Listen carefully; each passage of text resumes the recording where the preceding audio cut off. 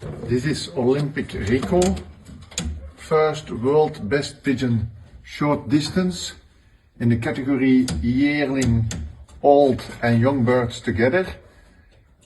He won also first National Ace Pigeon KBDB in 2020. And he also is Olympic champion for Belgium, in Belgium. It's a wonderful cock.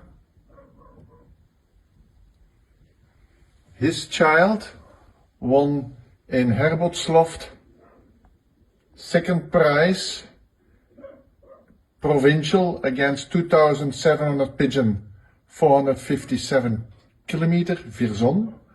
They were beaten by a loft mate. They were arriving together. 3 different grandchildren won in the loft from Tom and Ante Plateau first prize, including first against 2,800 pigeons, and a grandchild won first. The grandchild won first prize in the South Bulgarian one loft race in 2022.